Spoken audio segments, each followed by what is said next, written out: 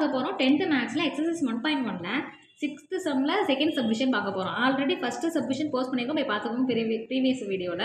என்ன கொடுத்துருக்காங்க பாருங்கள், A set B set C set கொடுத்துட்டாங்க. ப்ராப்பர்ட்டி மட்டும் வெரிஃபை பண்ண போகிறோம்.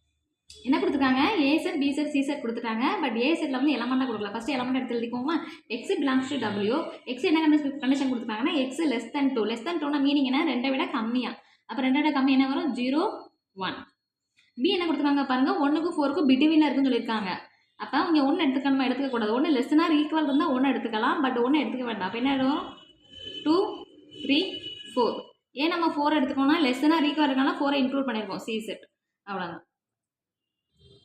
நம்ம என்ன பண்ணுறோம், ஏபிசி 3 செட் ஆல்ரெடி கண்டுபிடிச்சி வந்துட்டோம். இப்போ நம்ம என்ன பண்ண போகிறோம், ப்ராப்பர்ட்டி வெரிஃபை பண்ண போகிறோம். முதல்ல என்ன கண்டுபிடிக்கணும், லெஃப்ட் ஹேண்ட் சைடு, அடுத்து ரைட் ஹேண்ட் சைடு கண்டுபிடிச்சி ரெண்டு ஈக்குவலாக பார்க்க போகிறோம். முதல்ல லெஃப்ட் ஹேண்ட் சைடு என்ன தேவை, பி இன்டர்செக்ஷன் சி தேவை. அப்போ B set C set intersection போட்டு எழுதிக்கோங்க.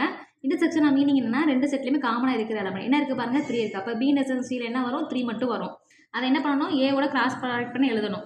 அப்போ A cross B intersection C எழுதிட்டு ஏ செட் என்னது 0 1 இன்டர்செக்ஷன் போட்டு பி இன்டர்செக்ஷன் சியில் என்ன இருக்குது 3 இருக்குது. அப்போ 3 எழுதிக்கோங்க. அப்போ கிராஸ் ப்ராடக்ட் எப்பயும் என்ன எழுதுங்க, 0 1 0 1 3 0 0 3 1 3.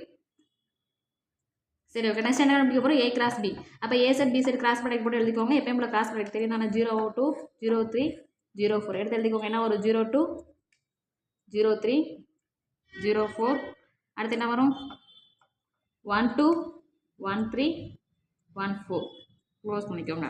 அடுத்து என்ன கண்டுபிடிக்க போகிறோம், ஏ கிராஸ் சி கண்டுபிடிக்க போகிறோம். ஏ கிராஸ் சி கண்டுபிடிச்சோங்க. என்ன வரும், 0 3 0 5 1 3 1 5.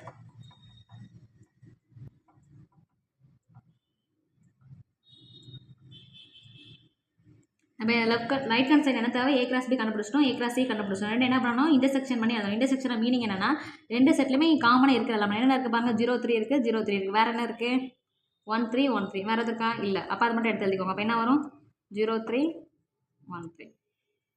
இது ஈக்குவேஷன் 1 வச்சுக்கோங்க, இது ஈக்குவேஷன் 2ன்னு வச்சுக்கோங்க. அப்போ ஃப்ரம் 1 and 2 என்ன சொல்லிடலாம், 2 ஈக்குவல்னு சொல்லிடலாம். அவ்வளோதான். இதை வச்சு இந்த ப்ராப்பர்ட்டி வெரிஃபை பண்ணிடலாம்.